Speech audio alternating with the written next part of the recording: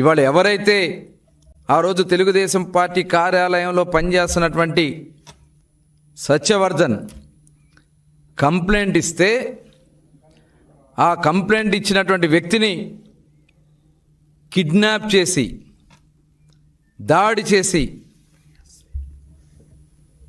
సొంతంగా ఆయన కారులోనే ఎక్కించుకుని ఆ ఫుటేజ్లన్నీ ఉన్నాయి. ఒకసారి ఆ ఫుటేజ్ కూడా ప్లే చేయండి. వంశీ గారు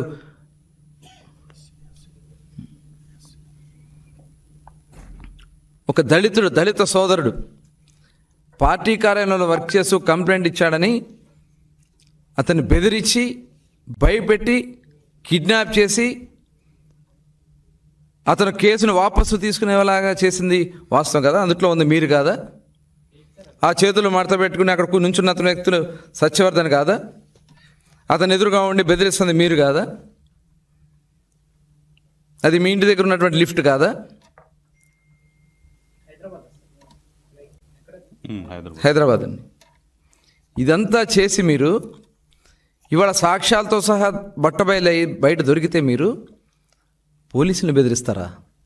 కంప్లైంట్ మీద ఎవరైతే కంప్లైంట్ ఇచ్చున్నాడో సత్యవర్ధన్ని మరి ఏ రకంగా వాళ్ళు బెదిరించారో మరి కిడ్నాప్ కాదా అది?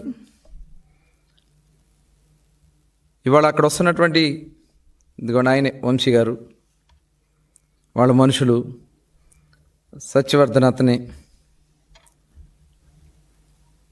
ఆ రైట్ సైడ్లో ఉన్నాడు కదా, వైట్ షర్ట్ వేసుకుని అతను సత్యవర్ధన్.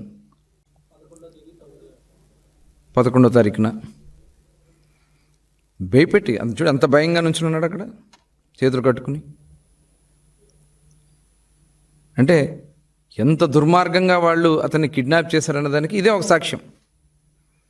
ఇవన్నీ విజువల్స్ అన్నీ క్లియర్గా ఉంటే ఆ కేసులో పోలీస్ అధికారులు విచారణ చేసి అతన్ని అరెస్ట్ చేస్తే జగన్మోహన్ రెడ్డి ఏం మాట్లాడుతూ ఉన్నారు?